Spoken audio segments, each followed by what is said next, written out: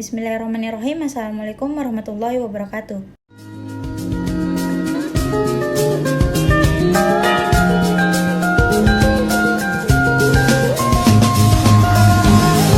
Perkenalkan, nama saya Zakia Syamasri, NIM 7010123057, kelas B Farmasi Angkatan 23, Fakultas Kedokteran dan Ilmu Kesehatan.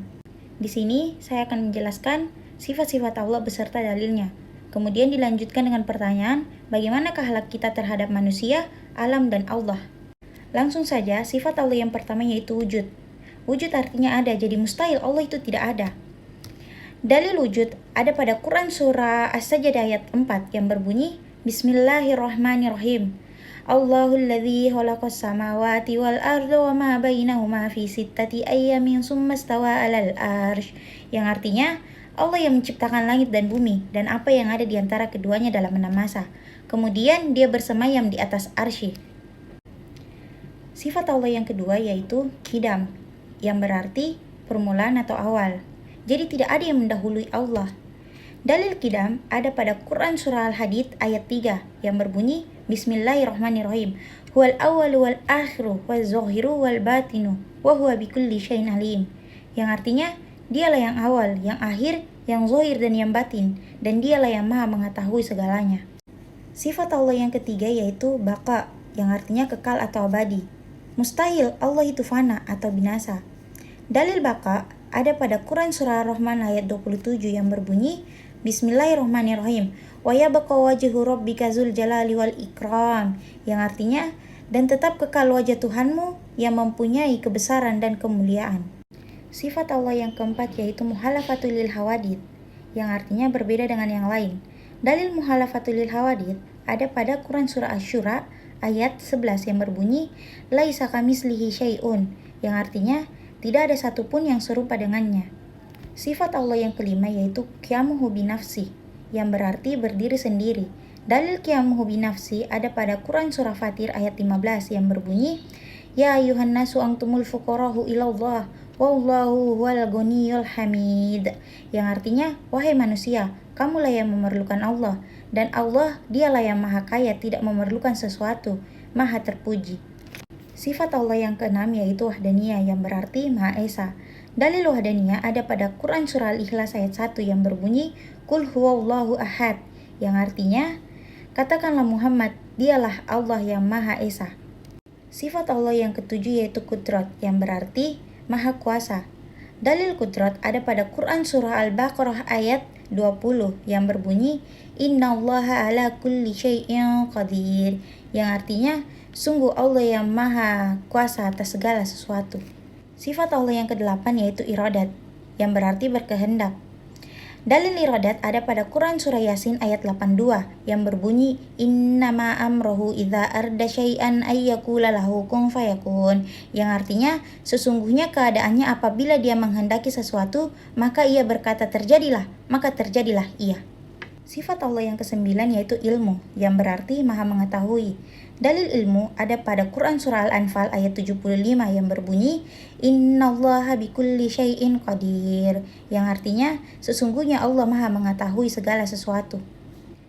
Sifat Allah yang ke-10 yaitu hayat, yang berarti maha hidup. Dalil hayat ada pada Quran surah Al-Baqarah ayat 255 yang berbunyi, Allahu la ilaha illa wal hayyul qayyum, la ta'khudhuhu sinatun wa la naum, yang artinya tidak ada Tuhan selain Allah yang maha hidup, yang terus-menerus mengurus makhluknya, yang tidak mengantuk dan tidak tidur.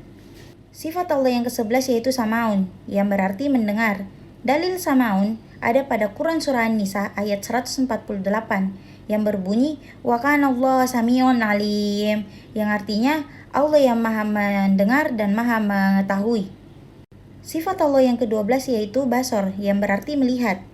Dalil basor ada pada Quran surah Al-Buruj ayat 9 yang berbunyi, Wallahu ala kulli syai'in syahid, yang artinya dan Allah yang maha menyaksikan segala sesuatu.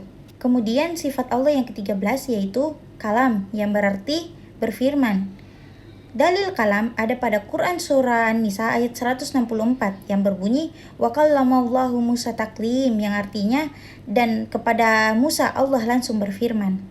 Sifat Allah yang ke-14 yaitu qadiran, yang berarti maha kuasa. Dalil kehadiran ada pada Quran Surah Al-Maidah ayat 120 yang berbunyi, Wa huwa ala kulli syai'in qadir. dan dialah yang maha kuasa atas segala sesuatu. Sifat Allah yang ke-15 yaitu muridan, yang berarti maha berkehendak. Dalil muridan ada pada Quran Surah Hud ayat 107 yang berbunyi, Inna rabbaka fa'allul lima yurid, yang artinya, sungguh Tuhanmu maha pelaksana atas apa yang dia kehendaki. Sifat Allah yang ke-16 yaitu aliman, yang berarti maha mengetahui. Dalil aliman ada pada Quran Surah Al-Mujadalah ayat 7. yang berbunyi, Innallaha bikulli syai'in alim, yang artinya, sesungguhnya Allah maha mengetahui segala sesuatu. Sifat Allah yang ke-17 yaitu hayyan, yang berarti maha hidup. Dalil hayyan ada pada Quran Surah Al-Imran ayat 2 yang berbunyi, Allahu la ilaha illa wahal hayyul qayyum, yang artinya, tidak ada Tuhan selain Allah. Dialah yang maha hidup, yang terus-menerus mengurus makhluknya. Sifat Allah yang ke-18 yaitu Sami'an. yang artinya maha mendengar. Dalil Sami'an. ada pada Quran Surah Al-Baqarah ayat 127 yang berbunyi, Innaka antas samiul alim, yang artinya, sesungguhnya engkaulah yang maha mendengar, maha mengetahui. Sifat Allah yang ke-19 yaitu basiron, yang berarti maha melihat. Dalil basiron ada pada Quran Surah Al-Isra ayat 17 yang berbunyi, Wa kafa bi rabbika bizunubi ibadihi khobiron basiron, yang berarti, cukuplah Tuhanmu yang maha mengetahui lagi maha melihat dosa hamba-hambanya. Sifat Allah yang terakhir atau yang ke-20 adalah mutakalliman, yang berarti berfirman. Dalil mutakalliman ada pada Quran Surah Nisa ayat 164 yang berbunyi, Wa kallamallahu Musa taklim, yang artinya, dan kepada Musa Allah berbicara langsung. Nah, itulah tadi sifat-sifat Allah yang saya sebutkan beserta dalilnya.